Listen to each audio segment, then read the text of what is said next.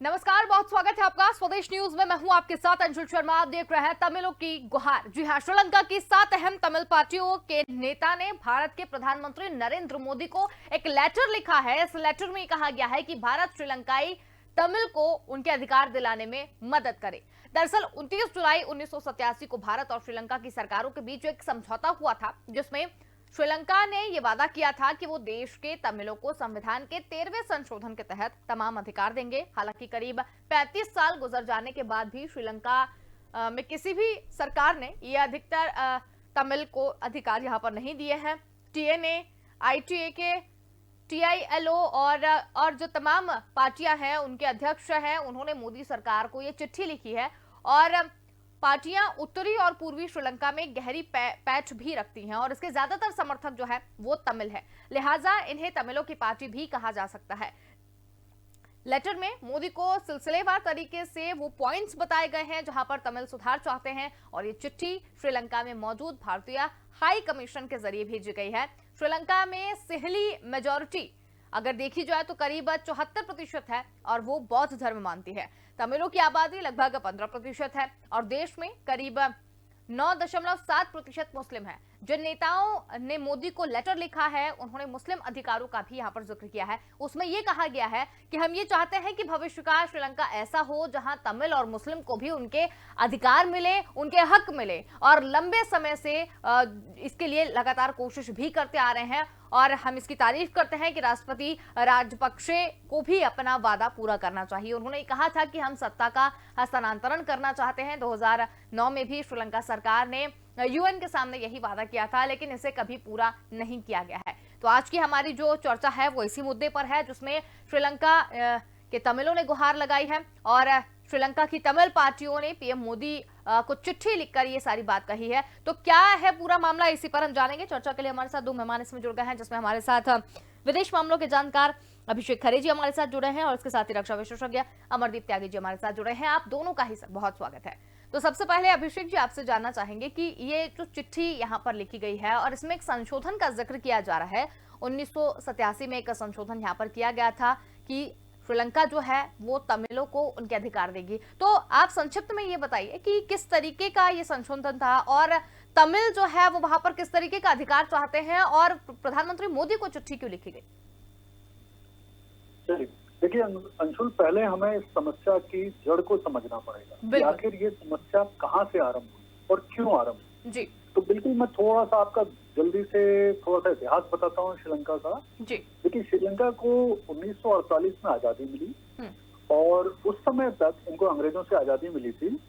और इस समय तक क्या हुआ था कि बहुत बड़ी संख्या में तमिल लोग वहां पर बस गए श्रीलंका। क्या था कि अंग्रेजों ने लगातार भारत से श्रीलंका के चाय बागान में काम करने के लिए तमिलों को वहां पर वो लगातार ले गए। और एक समय जब आजादी के समय आया तो बहुत बड़ी संख्या में तमिल वहां पर मौजूद हो गए। मतलब अब श्रीलंका सरकार को ये समझ में नहीं आया आजादी के बाद कि आखिर इन तमिलों के साथ क्या करना है। तो उन्होंने क्या किया, इनके साथ डिस्क्रिमिनेशन यानी इनके साथ भेदभाव शुरू कर दिया, क्योंकि उनको लगा इतनी बड़ी जनसंख्या जो है ये हमारी जो मूल सिंगली जनसंख्या है, सिंगला जनसंख्या है, उनके साथ उनके जो संसाधन है उनके साथ क्यों बांटे जाए। तो ये उन्होंने शुरू से ही 1948 से ही उनके साथ भेदभाव स्टार्ट कर दिया। और सबसे बड़ी चीज ये हुई कि उन्होंने ये बोला कि हम सारे तमिलों को नागरिकता भी नहीं देंगे श्रीलंका की। फिर भारत सरकार के साथ एक समझौता भी किया कि आप लगभग 6 लाख तमिलों को वापस ले लीजिए, बाकी बचे हुए कुछ तमिलों को हम नागरिकता दे देंगे। तो यहाँ से शुरुआत हुई। फिर इसके पश्चात क्या हुआ कि इन बातों को लेकर सिंगली और तमिलों के बीच में छोटे छोटे जातीय दंगे, इसके बीच में भेदभाव बढ़ा तो इनके बीच में जातीय दंगे शुरू हो गए। फिर क्या हुआ कि इन्होंने शिक्षा, जो श्रीलंकन सरकार है जो कि वहाँ की बहुमत सिंगली जो जनसंख्या है उसकी सरकार है, उसका प्रतिनिधित्व करती है, तो इन्होंने क्या किया कि नौकरियों में, शिक्षा में, सब जगह लगभग तमिलों के साथ भेदभाव करते रहे।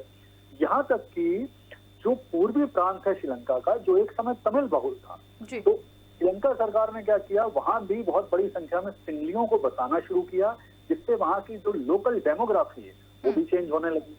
वहां से भी परेशानी हो गई।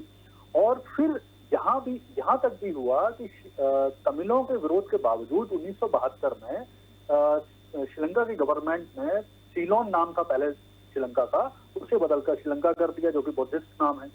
तो ये सारी जो चीजें हुई, यानी देखिए आप, लगातार आजादी के बाद से लगातार तमिलों के साथ भेदभाव होता रहा, जबकि वो लंबे 100-150 साल से लगातार श्रीलंका में रह रहे थे, वो स्थानीय नागरिक बन चुके थे, उनकी पीढ़ियां वहां पे रह रही थी और उनके साथ ये लगातार भेदभाव किया जाता रहा। तो इस बात को लेके ये सारी चीजें पैदा हुई। फिर इसी ने 1983 में क्या हुआ, इसी चीज ने वहां पर एक गृह युद्ध का रूप धारण कर लिया, जिसमें श्रीलंका के तमिल और जो सिंगली लोग हैं उनके बीच में गृह युद्ध शुरू हो गया, जिसमें एक तरफ तमिल के जो नेता थे प्रभाकरन और उनकी जो वो था संगठन था LTT, उसने शुरू कर दिया। इस तरह से ये शुरू होता रहा। फिर ये समस्या बढ़ी 1983 से 87 तक, जब बहुत ज्यादा समस्या बढ़ गई तमिल की, तो उस समय 87 में भारत और श्रीलंका के बीच में एक समझौता हुआ, जिसमें भारत की तरफ से, भारत के उस समय तत्कालीन प्रधानमंत्री राजीव गांधी और श्रीलंका की तरफ से उस समय राष्ट्रपति जो थे जयवर्धने, उन्होंने एक समझौता किया। समझौते में विशेष तौर पर एक प्रावधान पे बहुत जोर दिया गया, जो आप मुझसे पूछ रहे थे कि 13वां संविधान संशोधन, उस प्रावधान पे जोर दिया गया। ये क्या करता है, ये संविधान संशोधन बेसिकली श्रीलंका में जनसंख्या के आधार पर जो तमिल हैं उनको हर चीज में बराबरी का हक देने का प्रयास करता है। और इसके लिए एक स्टेट काउंसिल बनाई जाना थी, जिसमें श्रीलंकन जो तमिल थे उन्हें भी भागीदार बनाना था और उनकी जनसंख्या के आधार पर उनको भी कुछ स्थानों का रिजर्वेशन मिलना था, कुछ उन्हें सुविधाएं दी जाना थी, जो कि 1987 से लेके आज तक, यानी लगभग आप देखें लगभग 30-35 साल से ज्यादा हो गए, आज भी उस संविधान संशोधन को, 13वें संविधान संशोधन को लागू नहीं किया गया है। यही इस समस्या की बड़ी जड़ बनी। फिर एक समय इनके बीच में जब गृह युद्ध चलता रहा LTT और श्रीलंकन सरकार के बीच में, तब तक तो ये बात दबी रही, लेकिन 2009 में जब ये फाइनली LTT वाली समस्या भी खत्म हो गई, तो श्रीलंका सरकार को उस समय वापस तमिलों के प्रति सद्भावनापूर्ण रवैया अपनाना था और ये संविधान संशोधन लागू करना था। लेकिन फिर उन्होंने इस बात को नहीं माना, फिर UNO के सामने भी इस बात को नहीं माना, भारत सरकार के सामने भी इस बात को नहीं माना। अल्टीमेटली यहाँ मुझे लगता है उनकी नीयत में खोट है श्रीलंका सरकार की, कि क्यों नहीं आप मानते, बरसों से जो आपके यहाँ 100, 150, 200 साल से तमिल रह रहे हैं, उनको अधिकार आप क्यों प्रदान नहीं कर रहे हैं। तो यही बेसिकली समस्या की जड़ है और मुझे लगता है अब श्रीलंकन पार्टियों ने परेशान होके मोदी जी से प्रार्थना की। बिल्कुल। अमरदीप त्यागी जी भी हमारे साथ यहाँ पर जुड़े हुए हैं। अमरदीप सर, जिस तरीके से ये पूरा मुद्दा जो है वो निकलकर सामने आया है, अभिषेक जी ने इसे बहुत अच्छे तरीके से सामने रखा है, बहुत अच्छे तरीके से इसे क्लियर किया है। आपका इस पूरे मुद्दे पर क्या कहना है?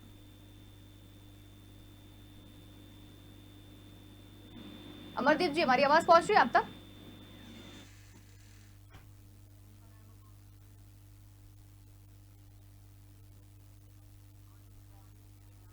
चलिए, हमारा तकनीकी समस्या की वजह से संपर्क जो है वो टूट गया। संपर्क साधने की कोशिश अमरदीप जी से कर रहे हैं। अभिषेक जी, आप ही से जानना चाहते हैं, जैसे कि ये तमिल पार्टियों ने पत्र तो यहाँ पर लिखा है, अब अगर देखा जाए 2017 में प्रधानमंत्री नरेंद्र मोदी वहां पर गए थे और जो तमिलियन जो लोग वहां पर थे उनके बीच में भी गए थे और काफी समस्याएं जो हैं वो सामने यहाँ पर रखी गई थी। अब जब यहाँ पर एक पत्र भी लिखा गया है, तो क्या लगता है आपको, कितना फायदेमंद यह साबित हो सकता है प्रधानमंत्री नरेंद्र मोदी के लिए, जब अगर उनकी वो मदद वहां पर कर पाए तो? देखिए, अब मैं आपको एक चीज और भी बताता हूँ कि प्रधानमंत्री मोदी जी जब 17 में श्रीलंका की यात्रा पे गए थे, उस समय तो उन्होंने ये मुद्दा उठाया ही था श्रीलंका सरकार के साथ। इसके बाद क्या हुआ है, अभी 26 सितंबर 2020 में भी एक वर्चुअल मीटिंग हुई थी जो मोदी जी और राजपक्षे के बीच में, महेंद्र राजपक्षे के बीच में, उस समय भी मोदी जी ने अगेन ये मुद्दा उठाया था। तो ऐसा नहीं है कि उन्होंने जो लेटर लिखा है वो अचानक लिख दिया है। भारत सरकार, मोदी जी निरंतर इस समस्या को श्रीलंका सरकार के सामने उठा रहे हैं और वो चाहते हैं कि श्रीलंका लोगों को उनका हक वास्तविक रूप से प्राप्त हो। लेकिन सरकार क्या कर रही है, जो मुझे समझ में आ रहा है, मैं आपको महेंद्र राजपक्षे का एक बयान बताता हूं जो उन्होंने दिया था 2015 में, जिससे आप समझ पाएंगे कि कैसे वो इस समस्या को लटकाना। उनका कहना है कि वो कोई भी डिसीजन लेंगे अगर तमिलों के बारे में, 13वें संविधान संशोधन को संशोधित करेंगे, तो वो तभी करेंगे जब श्रीलंका में रहने वाले बहुसंख्यक सिंगली लोग इसके लिए एग्री करेंगे, और वो अभी तक उनका कहना है इसके लिए एग्री नहीं कर रहे हैं, उनकी मंशा नहीं बनी है, उनकी सहमति नहीं है। इसलिए सरकार इस 13वें संविधान संशोधन यानी तमिलों को बराबरी का हक देने से फिलहाल बच रही है। जबकि ये सेम वादा वो यूएनओ के सामने भी कर चुके हैं। ऐसा नहीं है कि वो सिर्फ भारत सरकार से बोल रहे हैं, वो यूएनओ के सामने भी कर चुके हैं। तो आप देखिए, ये कम्युनिटी जो लगातार वहां पे सप्रेस की जा रही है, दबाई जा रही है, उसे आतंकित किया जा रहा है, उसे भेदभाव किया जा रहा है।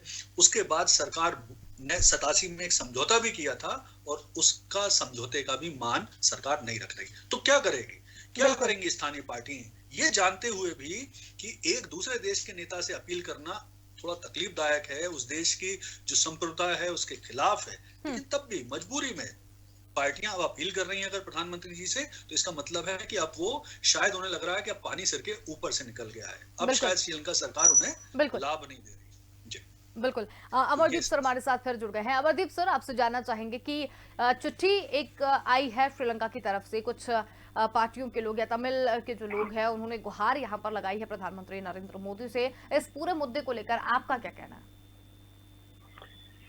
देखिए, अभी जैसे खरे साहब ने बहुत डिटेल में जो है श्रीलंका की समस्या, श्रीलंका में तमिलों की समस्या या तमिलों और सिंगलीज का जो आपस में जो कॉन्फ्लिक्ट है उसको बहुत डिटेल में बताया। देखिए, तमिल जो है सिंस 1911 में जो तमिलों की पॉपुलेशन करीब 5 लाख प्लस थी, और जो पिछले साल की जो सेंसस के हिसाब से करीब 22 लाख के आसपास तमिल जो है श्रीलंका में रह रहे हैं। बेसिकली उनका जो एरिया है वो नॉर्दर्न प्रोविंस है, और ईस्टर्न कोस्टल लाइन जो है वो श्रीलंका की है, वहां पे मैक्सिमम तमिल रहते हैं। जैसा कि बताया कि तमिलों के साथ डिस्क्रिमिनेशन किया गया, ब्रिटिशर्स ने वहां प्लांटेशन के टाइम पे उनको वहां बसाया गया था। बेसिकली तमिल पॉपुलेशन जो है या तमिल लोग जो है, दे आर प्रोफेशनली, एजुकेशनली, हर तरह से सिंगलिश से बेटर हैं। एंड जब ब्रिटिश वहां पर रूल कर रहे थे, जितने भी यू कैन से ऑफिशियल लोग थे सारे तमिल थे। तो तमिलों का जो है जो श्रीलंका की जो यू कैन से वहाँ की जो यू कैन से सर्विसेज थी या वहाँ के बिजनेस थे, उस पर काफी अच्छा होल्ड था। लेकिन आजाद होने के बाद जो वहाँ के मूल नागरिक कह सकते हैं जो सिंगलीज थे, उनको उससे परेशानी हुई, और उन्होंने जो सिंगलीज की जब गवर्नमेंट आई तो उन्होंने उनको धीरे धीरे करके वहां से हटाना शुरू किया, और उनके साथ जो है एक दूसरे दर्जे के नागरिक की तरह व्यवहार होने लगा, जिसका रिजल्ट एलटीटी का उभरना। एलटीटी के अलावा बहुत सारे जो मिलिटेंट ग्रुप्स थे उस वक्त, जब भारत ने वहां पर शांति सेना भेजी गई, और उस शांति सेना के साथ जो हुआ और जो गलतियां हुई, और ultimately we lost our prime minister because of that conflict. तो वो सब कहानियां, सब इतिहास हमारी समझ में आता है। लेकिन आज भी जिस तरह जो श्रीलंकन गवर्नमेंट ने एलटीटी को जो खत्म किया, उसके बावजूद भी जो वहां पे तमिल आम जनता है, आम पॉपुलेशन है, उसके साथ उनका व्यवहार ठीक नहीं है। तो जो ये 7 पार्टी के जो अध्यक्षों ने जो प्रधानमंत्री मोदी जी को जो चिट्ठी लिखी है वो बिल्कुल सही लिखी है। उनके साथ वहाँ के जो लोगों का जो व्यवहार है वो ठीक नहीं है, और वो हमारा बिल्कुल हक बनता है, हमारा राइट बनता है उनको वो हक दिलाना जिसके वो हकदार हैं।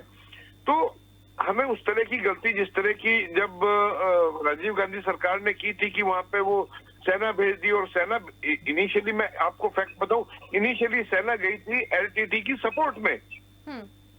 Ultimately because of certain political and you can say military reasons, वो आपस में कॉन्फ्लिक्ट शुरू हो गए, और एलटीटी ने ही अपनी ही शांति सेना जो सो कॉल्ड एलटीटी की सपोर्ट में गई थी, उसी शांति सेना को मारना शुरू कर दिया। Lot of casualty we suffered, LTT suffered, और बहुत सारा जो है वो सब किया।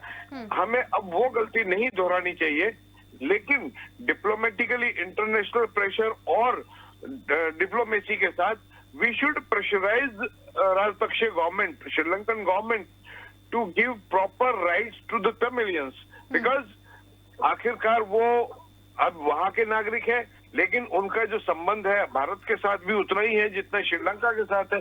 तो whatever way हम उन तमिलियंस को जो सपोर्ट कर सकते हैं हमें करना चाहिए, हमारी सरकार को करना चाहिए। हाँ, उस तरह की गलती फिर से ना हो, उसका ध्यान रखते हुए हमें उनकी सपोर्ट करनी चाहिए। बिल्कुल। लेकिन अमरदीप सर, इसमें ये भी कहा जा रहा है, अगर समझौते की बात करें तो 35 साल के बाद भी श्रीलंका की किसी भी सरकार ने तमिलों को उनके अधिकार यहाँ पर नहीं दिए। तब जाके जब तमिल जो है वो प्रधानमंत्री मोदी के पास में आए हैं, तो क्या समझा जाए इससे? नहीं, ये तो फैक्ट है कि जो श्रीलंकन गवर्नमेंट है या श्रीलंका के जो सिंगलीज नागरिक हैं, वो तमिलियंस को कोई भी हक देना नहीं चाहते। उनको ये लगता है कि everything there is getting out of their kitty. तो living there since very long, उसमें जो भी भारत की तरफ से हेल्प हो सकती है, हम क्योंकि अल्टीमेटली वो मूल नागरिक तो भारत के ही थे, भारत से ही उधर शिफ्ट हुए थे, तो हमारी तरफ से भी जो भी आर्थिक तौर पर, राजनीतिक तौर पर उनको जो मदद हम कर सकते हैं, हमें भी करना चाहिए। और we should make Sri Lankan government to realise कि after all now they are their citizen, and उनका भी उतना ही हक बनता है जितना वहाँ बाकी और सिंगलीज का बनता है। तो उनको प्रेशराइज करना ही चाहिए और उनको देना ही पड़ेगा। ऐसा हो नहीं सकता आज के टाइम में। इवन मतलब मैं कहता हूँ कि भारतीय मूल के नागरिक जो है विश्व के तकरीबन सभी देशों में है, और कहीं भी इस तरह का व्यवहार किसी के साथ नहीं होता है। यदि वहाँ पे एक लंबे समय तक रह रहे हैं और वहाँ की नागरिकता उन्हें मिल गई है, तो वहाँ बराबर राइट दे रहे हैं। आज वो जमाना चला गया कि जब भेदभाव होता था, काले गोरे में फर्क होता था, और जो कास्ट, क्रीड और नस्ल के आधार पर भेदभाव होता था, वो जमाने चले गए हैं। तो श्रीलंका गवर्नमेंट को भी लेटर और सुनर तमिलियंस को राइट तो देने ही पड़ेंगे, क्योंकि आज की डेट में इंटरनेशनल और जो ऑर्गेनाइजेशंस हैं उनका सबका प्रेशर, और इस तरह के पूरी वर्ल्ड जो कम्युनिटी है उसका प्रेशर उन पे जब आएगा तो उनको देना ही पड़ेगा। आज नहीं देंगे, कल देंगे, and we should pressurise them. और ये बहुत ही आज के युग में बहुत ही गलत बात है कि आप एक सिर्फ उनकी ये नस्ल को लेके कि वो तमिल है और वो सिंगलीज है और हम उनको डिस्क्रिमिनेट करें, तो ये गलत बात होगी। बिल्कुल। लेकिन एक बड़ी बात और निकलकर अमरदीप सर यहाँ पर सामने आ रही है कि अगर देखा जाए, अभी कुछ दिन पहले चाइना के भी कुछ लोग वहां पर गए थे, वहां के मंदिरों में पूजा अर्चना भी की थी, उसके बाद वहां प्रसाद भी बांटा गया था। तो कहीं ना कहीं ये भी देखने को मिल रहा है कि चाइनीज जो है वो भी श्रीलंका को कहीं ना कहीं अपने पक्ष में करने की कोशिश कर रहे हैं। अब तमिलियंस यहाँ से रहते हैं, तो एक भारतीय होने के नाते हमारा और वो संबंध अलग है, लेकिन चाइना भी कहीं ना कहीं श्रीलंका को साधने की यहाँ पर कोशिश जो है वो करता हुआ नजर आ रहा है। अब श्रीलंका हमारा पड़ोसी देश ही है। अब अगर चाइना के पक्ष में वो चला जाता है तो भी हमारे लिए एक बड़ा खतरा पैदा हो सकता है। तो इसे, इस समीकरण को कैसे देखें? देखिए, चाइना का तो मतलब खाली श्रीलंका ही नहीं, जितने भी आइलैंड कंट्रीज हैं या हमारे आसपास के जितने भी कंट्रीज हैं, वहां पर उसका यही प्लान रहता है कि किसी भी तरह भारत को घेर लिया जाए। अब जैसे चाइना ने श्रीलंका में इन्वेस्टमेंट किया है, तो वो तो चाइना को अपनी एक तरह से श्रीलंका को अपनी गिरवी आइटम सोच रहा है कि वो तो श्रीलंका जो है मेरे पास गिरवी रखा गया। चाइना अपना इन्फ्लुएंस बढ़ाना चाहता है, वहां पे अपना बेस बनाना चाहता है। देखिए, ठीक है, चाइना का और श्रीलंका का एक जो हम कह सकते हैं धार्मिक एंगल कि यस, चाइनीज भी बुद्धिस्ट है और वहाँ पे सिंगलीज भी बुद्धिस्ट है, तो उस चीज का भी वो फायदा उठा के वहाँ पे डिस्टर्बेंस क्रिएट करना चाहता है। लेकिन इंडिया को अपना, क्योंकि इंडिया का खाली मतलब एक तो यही नहीं संबंध है कि भारत और भारत के जो मूल के हैं तमिल जो हैं, भारत को स्ट्रेटजिकली और जो जियो स्ट्रेटजी के हिसाब से भी श्रीलंका में भारत की मौजूदगी बहुत इम्पोर्टेंट है। तो किसी भी हालात में चाइना का जो इन्फ्लुएंस है श्रीलंका पे भारत को कम करना पड़ेगा और इंडिया को अपनी प्रेजेंस बढ़ानी पड़ेगी। And that was one of the reason in जब 87 में जो राजीव गांधी गवर्नमेंट ने भारत की जो सेना को श्रीलंका में भेजा था, उसको भेजने के पीछे भी यही कारण था, क्योंकि जब जो तमिलों की जो एलटीटी वगैरह की जो मिलिटेंसी है वो श्रीलंका में बढ़ गई थी, तो China, Pakistan, even USA, they were interested to send their peacekeeping force in Sri Lanka, and which India can never ever accept कि वहां पे किसी और दूसरे देश की मौजूदगी हो। तो चाइना की जो मौजूदगी, चाइना तो हमेशा ट्राई करेगा, तो भारत को हमेशा उसको काउंटर करना है और अपनी मौजूदगी को किसी भी तरह वहां पे बढ़ाना है, चाहे वो डिप्लोमेटिकली करे, चाहे मिलिट्रीली, चाहे वो नेवी के थ्रू। और वहां पे तमिल आफ्टर ऑल हमारे पुराने नागरिक हैं और हमारे से उनका खून का रिश्ता है, तो हमारा पूरा हक बनता है और हमारा एक ड्यूटी बनता है उनको सपोर्ट करना। बिल्कुल। अभिषेक जी, एक और इस पूरे मुद्दे में बात जो है वो निकलकर सामने आई है कि चिट्ठी में मुस्लिम अधिकारों का भी जिक्र किया गया है, क्योंकि कुछ मुस्लिम कम्युनिटी के लोग भी है वो जो वहां पर रहते हैं और वो भी कहीं ना कहीं अपने अधिकार जो है वो मांगने की कोशिश वहां पर कर रहे हैं। तो मुस्लिम अधिकारों का भी वहां जिक्र किया गया है। मुस्लिमों का क्या मसला है, क्या इससे ही संबंधित है? जी देखिए क्या है परेशानी, मैं आपको एक बहुत सीधी सी लाइन में बताता हूँ। वहां पे जो सिंगली डोमिनेशन है, सिंगली बहुलता है और बहुसंख्यक है, उन्हें तमिलों से और मुस्लिम दोनों से प्रॉब्लम है। जी। अब क्या हो रही है कि दोनों एक साथ मिलके लगभग आप देख रहे हैं 28% जनसंख्या बन जाती, तो 28% जनसंख्या यानी तमिल और अगर मुसलमान एक साथ आ रहे हैं श्रीलंका में तो काफी बड़ा ही मेजोरिटी बनती है। तो मुझे लगता है इसलिए दोनों कम्युनिटी अब वहां पे एक साथ आ गई हैं और वो सरकार पे दबाव डालने की कोशिश कर रही है कि लगभग दोनों के साथ ही एक जैसा हो रहा है। बिल्कुल। अब परेशानी थोड़ा सा मैं आपको बताता हूँ भारत सरकार के साथ क्या है इस समय। जिस तरह की श्रीलंका चाइना और श्रीलंका भारत की इस समय सिचुएशन है, इक्वेशन बनी हुई है, उसमें भारत एक स्तर तक ही दबाव डाल सकता है, क्योंकि ज्यादा दबाव डालने में एक परेशानी ये है कहीं श्रीलंका चाइना की तरफ ज्यादा ना झुक जाए, ज्यादा चला ना जाए। जी। दूसरी परेशानी ये है कि जो आसपास के और दूसरे देश हैं उन्हें भी मौका ना मिले इनकी बीच में हस्तक्षेप करने का।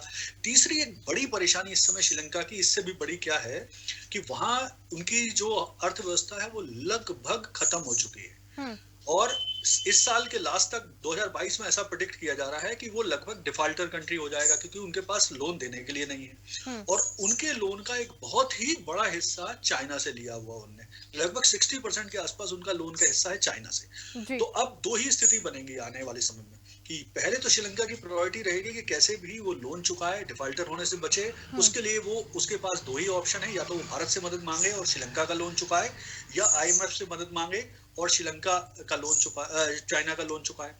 तो मुझे लगता है ये स्थिति भारत के लिए बड़ी तकलीफदायक होने वाली कि भारत अगर ज्यादा मांग उनकी करेगा तो बदले में ऐसा नहीं कि वो उन मांगों को अगर या तो माने, बदले में लोन के लिए भारत सरकार को प्रेशराइज करे, या भारत सरकार के इस कदम को वो श्रीलंका के मामलों में हस्तक्षेप माने और चाइना की तरफ ज्यादा चला जाए। तो बहुत भारत सरकार को बहुत ही सावधानी से इस श्रीलंका के मामले में इंटरफेयर करना पड़ेगा। बिल्कुल, बहुत ही अच्छी जानकारी आपने दी और बहुत अच्छे से इस मुद्दे को क्लैरिफाई किया। आप दोनों का ही बहुत धन्यवाद, आप हमारे साथ जुड़े और इस पूरी चर्चा में शामिल हुए। तो हम यह बात कर रहे थे श्रीलंका की तमिल पार्टियों की, जिन्होंने PM मोदी से गुहार लगाई है। श्रीलंका की 7 तमिल पार्टियों ने मोदी को एक चिट्ठी लिखी है, जिसमें श्रीलंका में मौजूद भारतीय हाई कमीशन के जरिए ये चिट्ठी भेजी गई है। भारतीय प्रधानमंत्री हमारे अधिकारों को दिलाने में मदद कीजिए, इस तरीके की गुहार जो है वो लगाई गई है। और पूरे इस मामले में यही निकलकर सामने आया है कि अगर गुहार वहां से लगाई गई है और अगर भारत मदद करने में सक्षम है तो भारत को बिल्कुल मदद वहां पर करनी चाहिए। फिलहाल के लिए इतना ही। देखते रहिए स्वदेश न्यूज, क्योंकि सबसे पहले देश।